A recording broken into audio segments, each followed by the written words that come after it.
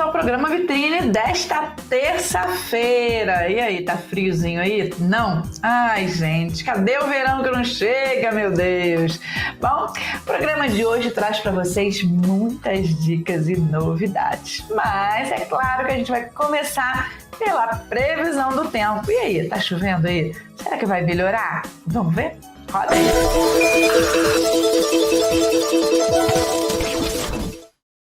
Hoje, terça-feira, dia 19 de outubro, a máxima fica em 21 graus e a mínima 13 graus. Olha, chuvoso durante o dia e também à noite. Ah, meu Deus do céu! E amanhã, dia 20? Dia 20 de outubro, na quarta-feira, a máxima está em 27 graus e a mínima 15 graus. Sol e aumento de nuvens de manhã, pancadas de chuva à tarde e à noite. Então tá aí, embora o sol queira tá fazendo força aí para aparecer, a chuva continua aí durante a semana, né, gente? Ah, meu Deus, eu gosto de sol, já falo aqui todo dia que eu gosto de sol. Bom, e hoje também é dia de quê? Todo dia é dia de alguma coisa, não tem escapatória, gente. E hoje é dia de quê, você sabe? Não? Então vamos descobrir? Roda aí.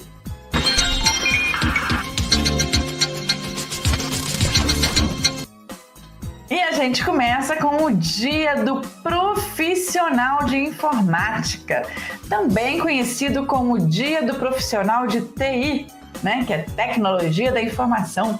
Essa data homenageia as pessoas que se dedicam a estudar as tecnologias da informação. E aí a gente tem programadores, engenheiros de software, administradores de bancos de dados, entre muitos outros. Então, tá aí. Os profissionais da informática também celebram o Dia da Informática em 15 de agosto. Trata-se de uma homenagem ao surgimento do primeiro computador digital produzido em larga escala. Então tá aí, tem duas datas aí importantes, né, pra gente comemorar, hoje e o dia 15 de agosto, que já passou. Então tá aí, parabéns para todos que trabalham nessa área de informática. Aproveito e mando um beijo para o meu filho que está estudando para essa área de informática, né? E também para o pessoal daqui de Terê que trabalha também nessa área. A gente tem aí grandes empresas que trabalham com informática. Então, parabéns para todos esses profissionais. Hoje também é Dia Nacional da Inovação. Isso mesmo. E você sabe o que é? Pois é, com a finalidade de incentivar a inovação, o crescimento tecnológico, científico e intelectual em todos os campos da atuação profissional, o Dia da Inovação foi criado para ajudar a desenvolver a economia sustentável, competitiva e próspera do país. Então tá aí, a gente comemora o Dia da Inovação. E começou essa comemoração no dia 14 de janeiro de 2010 por uma iniciativa do Ministério da Ciência e Tecnologia. Então tá aí, parabéns, né? Uma data para a gente repensar e repensar. Vamos inovar!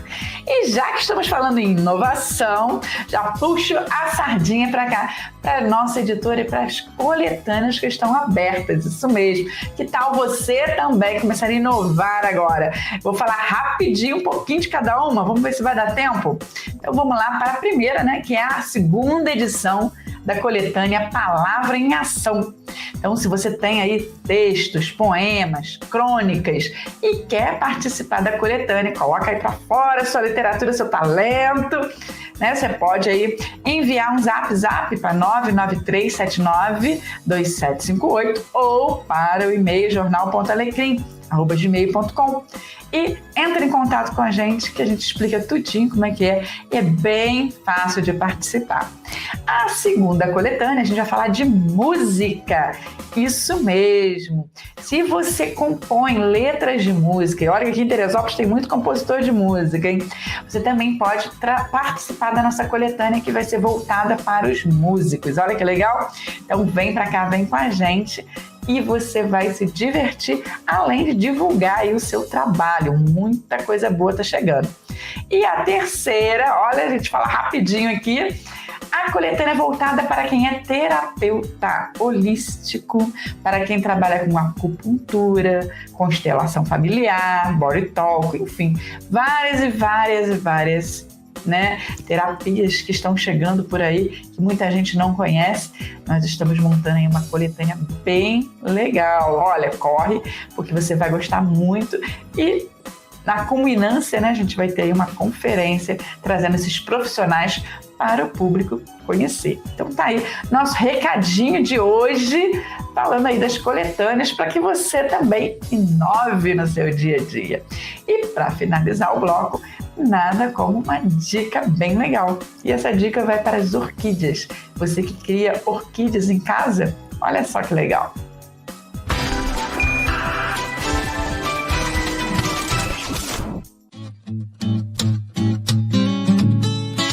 As orquídeas nas árvores têm raízes grandes, grudadas nos galhos e nos troncos, parecem até os cipós, que são parasitas bem conhecidos. Será que as orquídeas não fazem mal para as árvores? Pode deixar que eu vou te explicar tudo o que você precisa saber sobre isso. Eu sou o Gaspar e esse é o canal Cultivando. A grosso modo, existem 3 tipos de orquídea: as terrestres, as epífitas e as orquídeas parasitas. As plantas terrestres são aquelas que crescem na terra normal, assim como a maioria das plantas. Existem orquídeas terrestres, como a orquídea bambu, a Paphiopedilum, mas a maioria dessas orquídeas não é terrestre. As plantas parasitas de árvores são aquelas que furam a casca da planta e sugam a seiva da árvore para roubar o seu alimento já pronto, conhecido como seiva. Seriam como se fossem os carrapatos das plantas, que sugam o que seria o seu sangue. Esse é o caso de muitos cipós, mas de nenhuma das espécies de orquídea ornamentais. Existe sim um gênero de orquídeas chamado Coralorrhiza, que de fato é parasita, mas não ataca as árvores, mas sim fungos do solo. Ela pega a energia pronta dos fungos e usa para ela. Mas essa orquídea não é muito cultivada e nem é ornamental, portanto não é o caso de nenhuma que você tenha em casa ou na sua árvore, pode ter certeza. Já as plantas epífitas são aquelas que crescem sobre as outras plantas, usando elas de apoio. Essas plantas absorvem a água e nutrientes do ar, da chuva, das folhas que caem sobre os galhos, além do cocô dos passarinhos, que são ricos em nutrientes também. Essas orquídeas são às vezes chamadas de plantas aéreas, porque elas precisam que suas raízes estejam sempre com muita passagem de ar. Nesse grupo de plantas estão muitas bromélias, algumas samambaias e também muitas orquídeas. Aliás, esse é o caso da maioria das orquídeas que a gente cultiva em casa, que nem a Phalaenopsis, a Cattleya, Dendrobium, a Oncidium, a Vanda. Essas epífitas só usam a árvore de apoio por lá ser um local mais seguro, longe de predadores, mais úmido e um pouco mais bem iluminado do que na base da árvore. Além disso, a rugosidade da casca das árvores facilita para que as suas raízes se prendam lá, garantindo que ela não caia com o vento. Tanto elas não dependem dos nutrientes da energia da árvore que as hospeda, que muitas delas acabam se fixando em rochas de montanhas. E rocha não tem nutriente. Já a Cymbidium é uma orquídea semiterrestre, que está entre ser terrestre e ser epífita. Acho que ela anda meio confusa. Portanto, nem adianta sair prendendo ela em árvore, porque ela não vai se dar muito bem para lá. Ou seja, não se preocupe, nenhuma das orquídeas que ficam presas nas árvores é parasita, mas sim elas são epífitas. Logo, você não precisa ter medo de deixar as orquídeas presas nas árvores e não precisa sair arrancando elas para deixar sua árvore mais saudável. E você, já tentou fixar uma orquídea em uma árvore? Nos conte como é que foi, deixando um comentário aqui embaixo. Se você gostou desse vídeo, não se esqueça de dar um like e também não se esqueça de se inscrever no canal para ficar ligado nas próximas atualizações desse canal. Eu fico por aqui por hoje. Até mais! Tá aí! Eu espero que vocês tenham gostado. A gente vai ao comercial e volta rapidinho.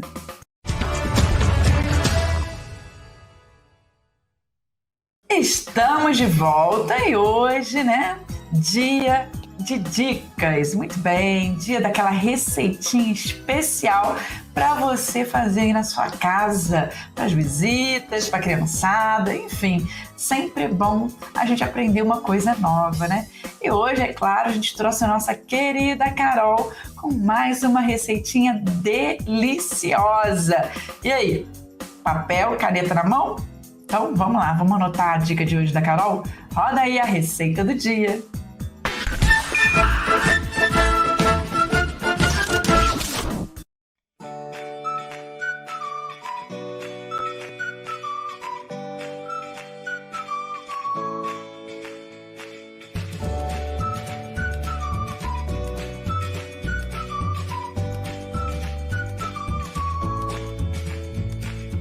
Olá pessoal, eu sou a Carol e a receita de hoje, só de falar pra vocês, nossa, já me deixa ali com água na boca. A gente vai fazer aí uns biscoitos amanteigados e olha pessoal, fazendo assim caseiro, a gente consegue ali deixar eles bastante recheados.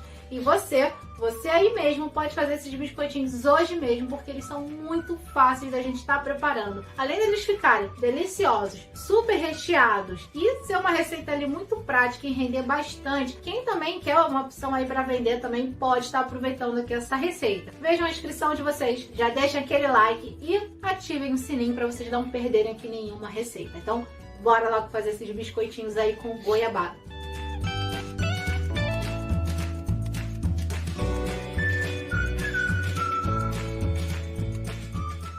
Vamos começar pelo recheio. Em uma panela com o fogo ainda desligado, coloquem a goiabada já cortada, pois vai facilitar para derreter. E em seguida coloquem a água. Liguem em fogo de médio para baixo e vão sempre mexendo para a goiabada ir dissolvendo e também para não queimar. Caso comece a dar uma agarradinha, coloquem um dedinho de água só para não queimar. Só não exagerem na água, pois não queremos o recheio muito líquido.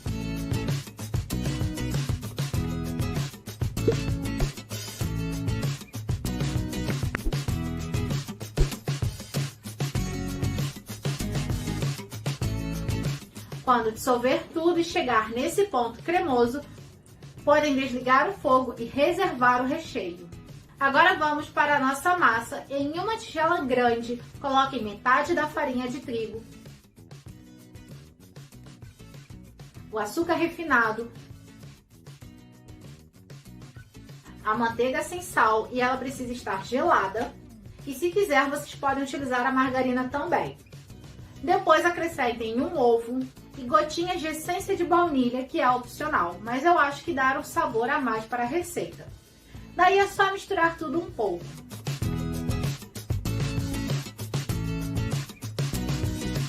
Depois coloquem o restante da farinha de trigo. Estão vendo que a massa está como uma farofinha. Então vamos misturando com a mão até que a massa fique bem uniforme, unida e sem agarrar nas mãos. Conforme a gente vai misturando, o calor da mão vai ajudando a massa a chegar no ponto certo. E ao final a gente consegue pegar a massa e modelar. Peguem uma forma e sem precisar untar, porque a massa já é bem amanteigada, é só ir pegando porções e como se fôssemos enrolar para fazer um brigadeiro.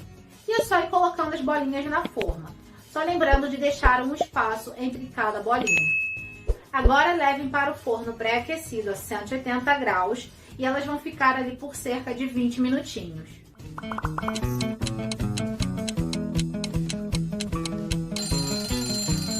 Mas olhem como que elas ficam depois de assadas. As bolinhas ficam por baixo com um leve douradinho e por cima ainda branquinhas. Com o nosso recheio maravilhoso e bem cremoso, vamos rechear os biscoitos. Agora é muito simples, é só pegar o recheio e ir colocando no centro do biscoito e depois pegar outro biscoito e colocar por cima. Caso o recheio de vocês fique muito duro nessa hora, é só levar o recheio ao fogo rapidinho, só para amolecer um pouco. Depois passem os biscoitos no açúcar refinado para deixá-los mais bonitos. Eu vou terminar os meus e já vamos ver o resultado final.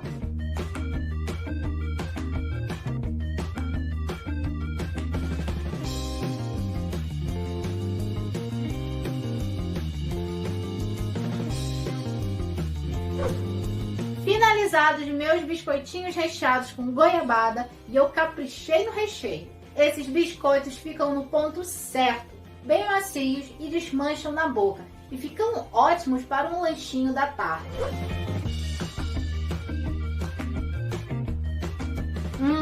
Fala se esses biscoitinhos não deixam ali a gente com água na boca. Ainda mais pra gente tomar ali acompanhado de um cafezinho ou um chocolate quente.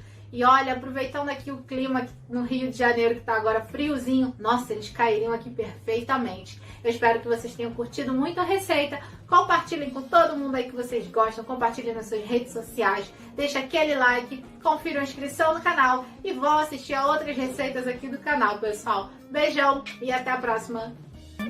Tá aí, eu espero que vocês tenham gostado da receitinha da Carol. Que delícia, né, gente? E não para por aí, não. A gente também hoje traz uma dica bem legal. O pessoal aí que gosta de ler e o pessoal que tem preguiça de ler, a gente tem umas dicas bem legais de livros, mas já explicadinhos aqui pra você. E hoje a gente vai falar sobre o talento. Então roda aí que é bem legal.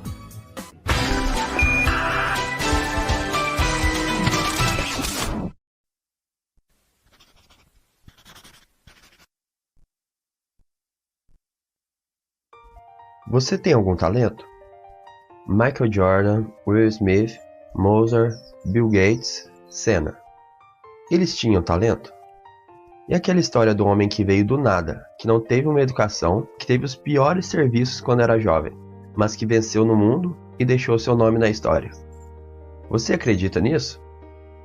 Qual é a pergunta que sempre fazemos aos bem-sucedidos? Nós queremos saber que tipo de personalidade eles possuem, ou quão inteligentes eles são, ou qual o estilo de vida deles, ou com que talento especial eles nasceram. Nesse livro, o autor rebate todas essas afirmações e é isso que vamos ver. Quem nasceu em um dos últimos meses do ano e jogava algum esporte quando era criança, tem lembranças não tão boas de como é ser jogar com pessoas mais velhas e se sentir em desvantagem. Entre as crianças nascidas em janeiro e as nascidas em dezembro, são 11 meses de diferença. Parece ser pouco, mas quando falamos sobre crianças de 10 anos, isso indica uma diferença perceptível. Um estudo foi feito olhando as estrelas de vários esportes e foi constatado que a maioria deles eram nascidos nos 3 primeiros meses do ano. Nascer no começo do ano e ser comparado com os outros do final do ano te dá uma vantagem quando você é bem novo, o que acaba com que você seja mais bem visto e que possa treinar mais ou com pessoas melhores. O que com o tempo faz com que você realmente fique melhor tecnicamente que os outros. Todos sabem que no basquete, para se ter uma chance de ser profissional, você tem que ser um tanto alto. Porém, após passar por essa altura, outras qualidades valem mais, como habilidade ou agilidade. Para ser um fora de série, isso funciona da mesma forma. Os fora de série são realmente mais inteligentes que a média da população. Porém, muita inteligência não é preciso. Fatores como inteligência emocional, contatos ou um ambiente familiar favorável faz muito mais diferença. Até quando algo parece ser uma desvantagem, algumas vezes existe uma oportunidade escondida. São os bem-sucedidos quem tem mais chances de contar com as oportunidades especiais que proporcionarão mais sucesso. São os ricos que conseguem os maiores incentivos fiscais, são os melhores alunos que se beneficiam de um ensino de mais qualidade e de mais atenção, e são os garotos na faixa de 9 a 10 anos com maior desenvolvimento físico que recebem mais treinamento e oportunidades de praticar o esporte.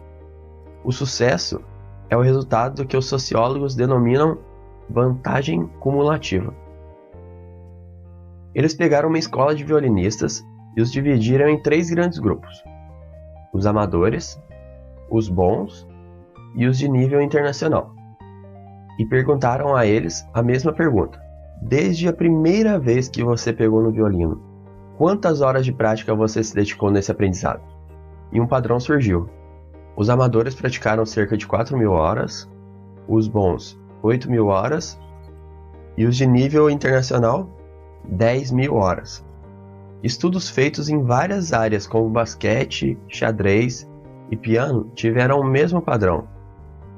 Mozart, mesmo começando a compor tão cedo, só conseguiu suas obras-primas após passar de 10.000 horas praticadas. Will Smith decorava não só as suas falas, mas de todos os outros personagens, e diz que enquanto os outros dormiam e comiam, ele estava trabalhando nisso. Michael Jordan errou mais de 9.000 cestas. Agora é conhecido como o melhor jogador de basquete de todos os tempos. Bill Gates abandonou a faculdade no segundo ano para fundar a Microsoft, mas já estudava programação havia 7 anos consecutivos. E isso foi em 75. Por favor, quem programava com 14 anos e em 75? Em 75, minha mãe ainda estava brincando de amarelinha na rua. E o que o Bill Gates estava fazendo? Estava lá, montando a Microsoft. O fato surpreendente é que não existe, preste bem atenção, não existe talento natural. Para se tornar um expert de nível internacional, é preciso de prática, de 10.000 horas de prática. Para compositores, esquiadores, escritores de ficção, seja o que for, esse número sempre surge. Foi daí que surgiu a regra das 10.000 horas. A conclusão é a seguinte: contando que você seja bom ou consiga de alguma forma ter o aprendizado, o número de horas de prática é o que diferencia você dos outros. Mas então, o que as pessoas chamam de talento? Na maioria das vezes, o que as pessoas chamam de talento são as horas e horas e horas de prática que nós não vemos. E como eu sei disso? Porque já aconteceu comigo. Quando eu era novo e estava na escola, ainda me lembro que era conhecido por ser inteligente e só tirar notas máximas em matemática, mesmo brincando em aula e não prestando muita atenção. E as pessoas ao meu lado tentavam ficar quietas, prestar atenção e tomar notas na aula. Aí, quando a professora corrigia a prova, eles olhavam para mim e diziam: "Oh, como pode? Você não faz nada e tira nota máxima. E eu estudo tanto e tiro menos que a média." Mas qual é a realidade? A realidade é totalmente diferente. Quando eu voltava para casa, eu ficava observando meu irmão 4 anos mais velho fazendo seus deveres de matemática. Meu pai comprava revistas de jogos de lógica para eu brincar, e mesmo gastando pouco tempo com os deveres, sempre os fazia. Enquanto isso, meus amigos não faziam nada disso. Com o tempo, minha vantagem cumulativa só aumentava. E não era só isso. Eu não sei muita coisa, mas algo que sei é que ter foco é importantíssimo. Enquanto eu precisava de apenas 1 ou 2 horas de estudo, meus colegas diziam: "Oh, eu virei a noite estudando." Mas o que eles queriam dizer com isso? A cada 1 hora de estudo, eles passavam 50 minutos olhando a internet, conversando com alguém e vendo TV, e apenas 5 ou 10 minutos estudando. Então, o que realmente importa são as horas que você foca somente no que você está praticando. É isso que vai te fazer melhorar. Não apenas em matemática ou português, mas em tudo na vida. Se eu fosse resumir o livro em uma frase, seria: esteja preparado para as oportunidades, mas é o esforço que te levará ao topo.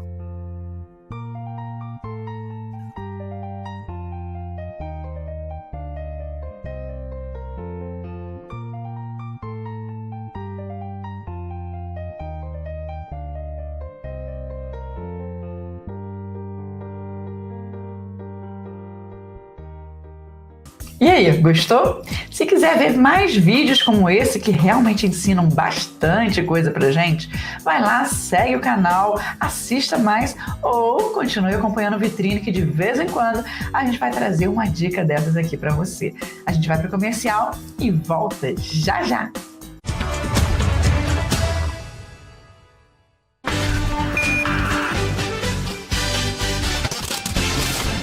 Estamos de volta, rapidinho, com mais uma entrevista do dia. E hoje, como eu falei no início do programa, fomos longe não, a gente foi logo ali em Friburgo. Só que o nosso entrevistado está em Niterói, porque já me contou que está lá em Niterói. Então, ó, fizemos aí um pulinho de 3 cidades, né? Teresópolis, Friburgo, Niterói.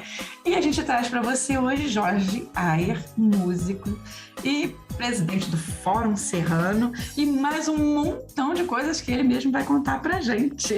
Seja bem-vindo ao nosso programa, fique à vontade, a casa é sua. Oi, Cláudia, obrigado, né? Prazer estar aqui com você, com seus espectadores, estou à disposição, né? A gente aqui no programa sempre começa perguntando, né, um pouquinho sobre a pessoa, para que o pessoal de casa possa conhecer. Então, você já me falou que é música, a gente vê aí os instrumentos musicais. Conta essa história sua aí, nessa arte maravilhosa. Como é que começou? Como é que é o seu processo aí, artístico?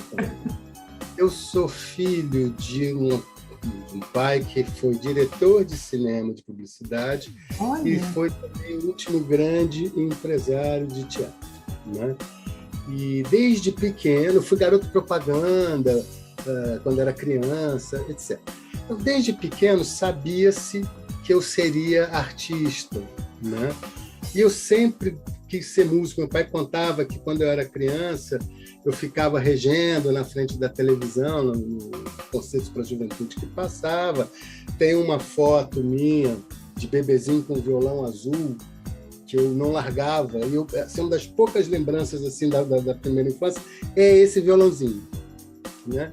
Então, assim, diferente dos meus amigos que queriam ser médicos, advogados, astronauta. Na minha época era astronauta, eu tenho 60 anos, né? Então, nos anos 60, ser astronauta era coisa que qualquer criança queria. Todo mundo queria ser, né? É igual bombeiro, né? Os meninos, então, todo mundo quer ser bombeiro quando é pequeno. Eu nasci, fui criado no Rio, né? Pequeno, morava no Flamengo, depois fui para Copacabana. A Praça São Salvador tem o quartel do Corpo de Bombeiros, né? E as crianças iam lá encher o saco dos bombeiros.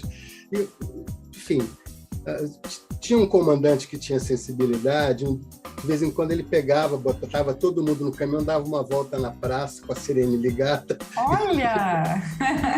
Muito legal, né? Mas mesmo assim eu nunca quis ser bombeiro também, não.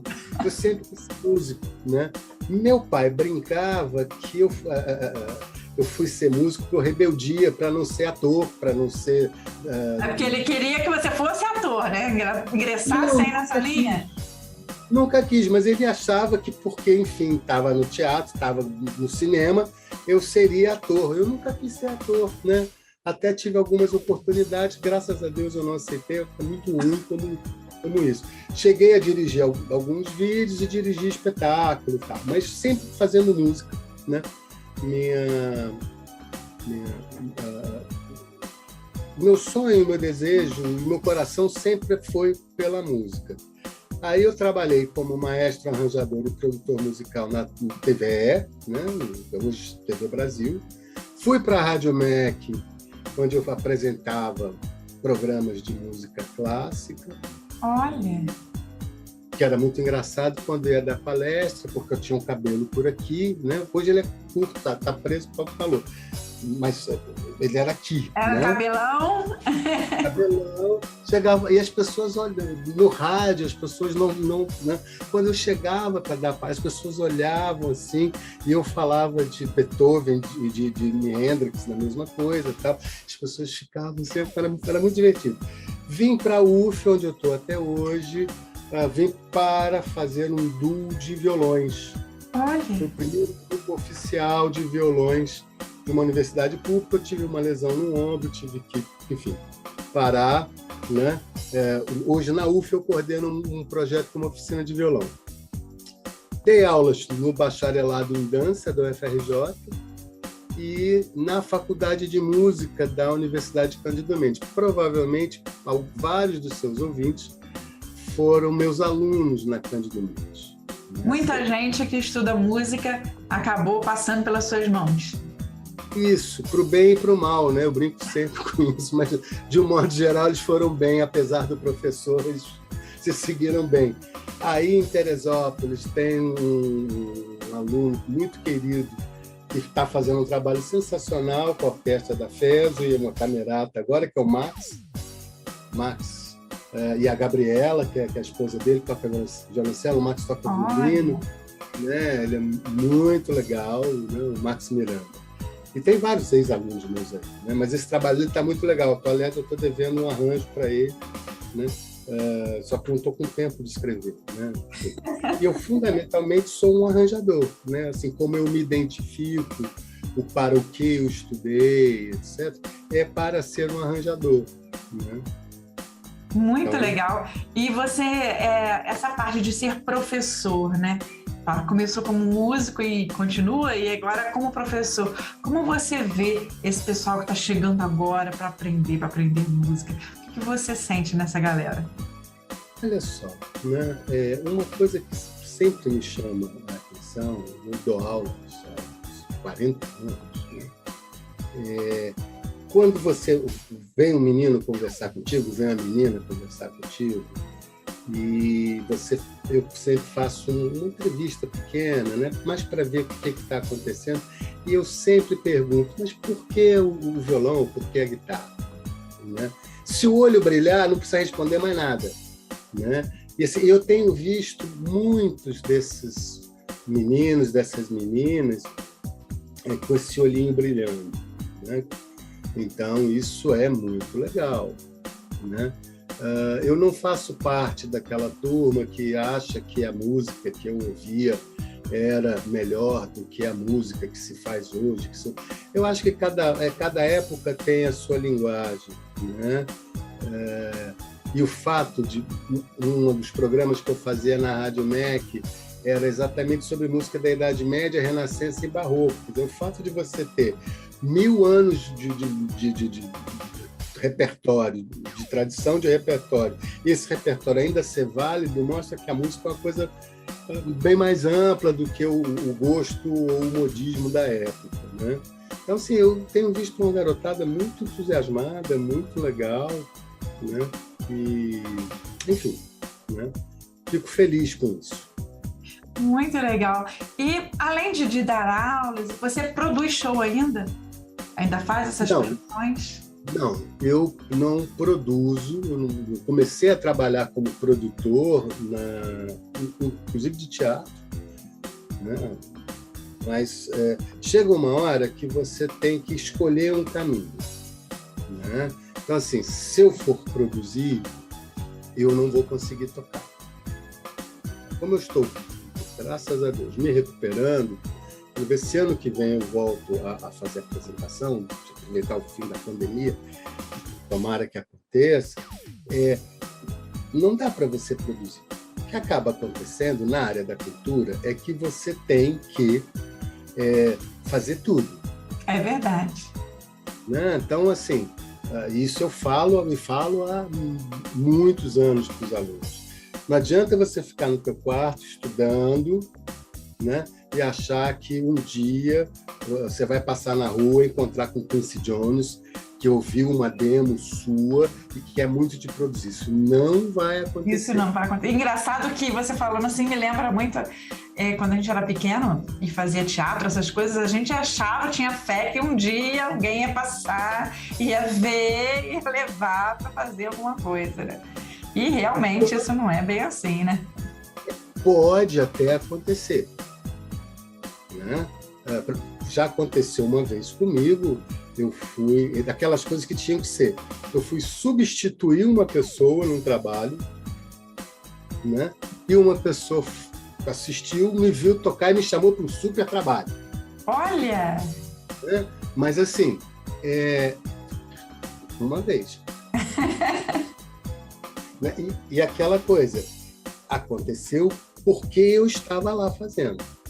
Então, você tem que fazer, você tem que começar a pensar em outros caminhos. Né? Hoje em dia, a internet pode ser um grande espaço. A internet hoje é uma vitrine, né? Se você souber aproveitar, eu estou fazendo um curso de marketing digital exatamente voltado para a questão da música. Quem me conhece morre de rir, porque sabe de umas críticas que eu tenho a determinados processos, mas é assim, você tem que conseguir lidar com as coisas do seu tempo. Né? E a internet é uma coisa desse tempo.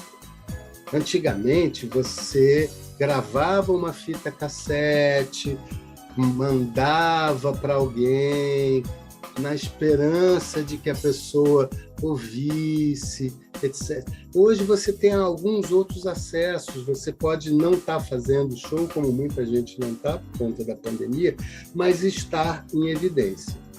Então, o artista hoje, ele tem que saber se produzir. Tem que saber se produzir, tem que saber se divulgar, principalmente, né? Porque hoje, com tantas, né? Hoje a gente tem impedimento da pandemia, o pessoal ainda está retornando. O artista é o último que vai, né, retornar 100%.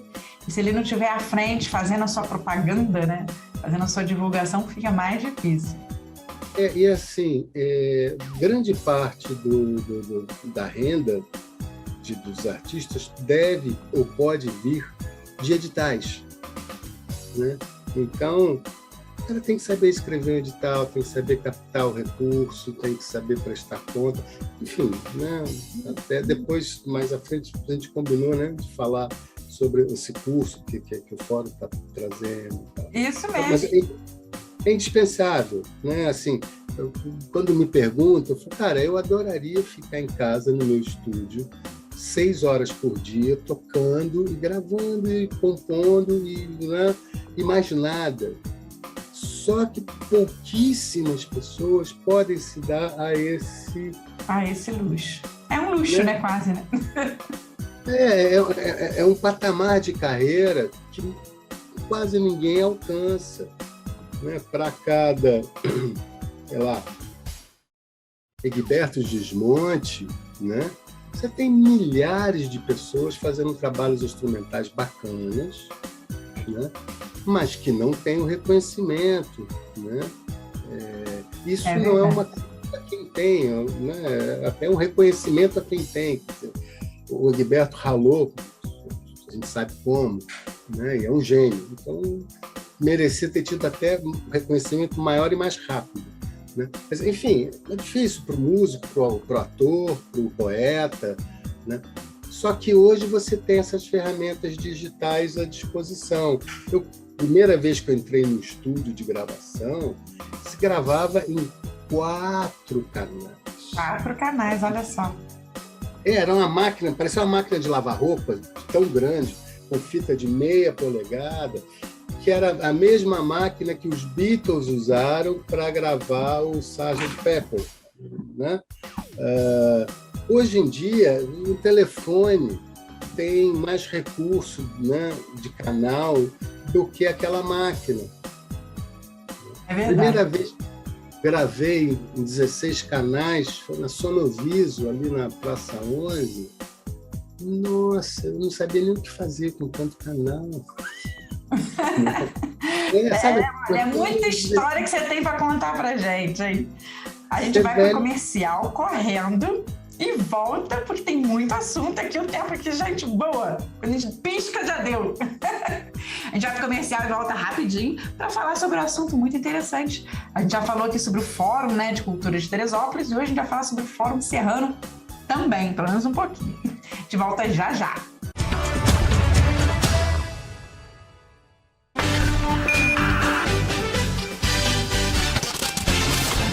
Estamos de volta, rapidinho. E hoje a gente está falando com um artista, músico, um multiartista aqui, que se você assistiu o primeiro bloco, já sabe que ele faz de tudo um pouquinho, mestre aí para você aprender um pouquinho aqui no programa com ele, hein? E a gente está com o Jorge Ayer, e agora a gente vai falar um pouquinho sobre o Fórum Serrano, né? O que é o Fórum Serrano? O Fórum Serrano de Cultura, ele é uma entidade, uma instituição, né, que abrange fazedores de cultura de toda a região serrana, de 16 municípios. Ele é um fórum misto, portanto, ele tem 2 representantes eleitos por município, um do poder público, um da sociedade civil, né? No mandato que eu estou agora, encerra-se no final de novembro, era o mandato da sociedade civil. Próxima gestão, o presidente obrigatoriamente tem que ser uma pessoa do poder público. Então, no caso do Fórum Serrano, vai revezando. Então, pega um sociedade civil e um do poder público. Isso... Tem sempre uma alternância. E no caso desses 16 municípios? Dos 16 municípios. né? Cada município tem um representante da sociedade civil e um do poder público, né? Eu peguei o fórum, foi o primeiro mandato eleito. Você tinha uma direção anterior, que foi a direção para a formação do fórum, né? Que tinha como tarefa exclusiva criar o regimento interno e promover as eleições. A primeira eleição após a criação, na verdade uma recriação, porque esse fórum existiu lá atrás, né? Foi a minha eleição, né? Nossa, então você estreou aí essa retomada do fórum. E estreiei na pandemia, né? Então, olha, que encrenca, hein? Foi difícil, porque assim, a primeira reunião presencial que a gente conseguiu fazer foi aquela que você esteve em Friburgo, com a Secretaria de Cultura. Foi a primeira vez que eu consegui fazer uma reunião presencial, né? Porque, enfim, na pandemia não é uma brincadeira, né? Então, e foi uma opção, acabou sendo uma opção discutida, né? Porque a minha eleição se deu no final de novembro de 2019. Veio dezembro, né? Iniciozinho de dezembro, na verdade. Janeiro estava todo mundo. Ela veio carnaval, quando a gente tinha marcado o primeiro encontro, veio as medidas de distanciamento social, né? Mais do que necessárias, e aí passamos a ficar só em reuniões virtuais. Algumas pessoas eu conheci pessoalmente naquela reunião, né? Engraçadíssimo, a gente se fala sempre, né? E aí, quando se encontra... é diferente, né? Quando você encontra, né? Né? Então, nessa gestão, o que eu... bom, foi essa confusão, mas o que se precisava fazer? Dar ao fórum alguma cara, né? E aí o fórum hoje tem, né, uma identidade visual construída e votada, portanto, aprovada, né? Nós conseguimos, durante a Lei Aldir Blanc, um convênio com a OAB Serrana para prestar assistência jurídica. Eu meio que fiquei de plantão, né, atendendo a vários municípios, ajudando a implementar a lei nos municípios. Foi bem legal, a grande maioria conseguiu executar todos os recursos, né? Os que não conseguiram estão executando agora, a gente também está fazendo acompanhamento. E uma das coisas que nós percebemos é que há uma necessidade de capacitação de boa parte dos agentes de cultura, dos fazedores de cultura. Com esses editais deu muito para perceber isso, né? Como o pessoal não tem esse hábito de participar de edital, de se instruir, de montar. Assim, não faz parte da formação tradicional dos artistas, né? Você entender isso. Eu acho que essa garotada mais nova, né, que nasceu com o telefone pendurado na ponta do dedo. Do cordão umbilical. Né, assim, já entende a questão do mundo digital e da necessidade de um domínio de outras ferramentas que não sejam só as suas habilidades como artista, né? Nesse sentido, eu sempre tive sorte, porque, como meu pai foi o último grande empresário de teatro, eu comecei a trabalhar muito novo na companhia administrando. Já meu pai muito doente, então alguém tinha que segurar a onda, né? E durante muito tempo tinham duas pessoas no Brasil inteiro que tinham uma formação em secretariado teatral e produção. Caramba! Né? Foi eu e a Mercedes, que administrou para a Bibi Ferreira durante muitos anos. O antigo Serviço Nacional de Teatro fez um curso com 6 alunos para formar exatamente pessoas, né? E só 2 chegaram ao final, eu fui um deles. Tal. Então, eu sempre tive essa ligação com esse outro lado, porque eu sempre entendi que isso é importante e é cada vez mais importante, né? A pessoa conseguir lidar com isso. E partir dessa percepção, eu fiz um contato com o pessoal da Naprocult da UFRJ. A Naprocult é Núcleo de Apoio à Produção Cultural da UFRJ. É um organismo, né, uma divisão da Pró-Reitoria de Extensão da UFRJ. Portanto, a proposta deles é fazer esses cursos. E aí, conversando com a Marise topou fazer esse ciclo de 5 oficinas. Né? Já começaram essas oficinas? Já semana que vem é a 3ª aula, né? E nós tivemos 141... Nossa, bastante gente, né? Muita gente. Foi assim.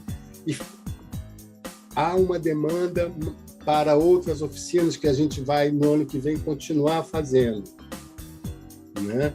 Então, isso vai se tornar um processo permanente, espero, né?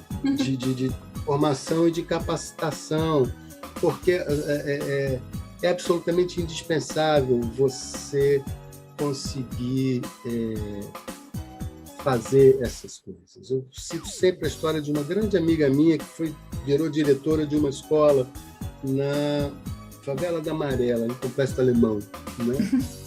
E veio conversar comigo, porque ela sabia que tinha projetos, como fazer, que ela não sabia.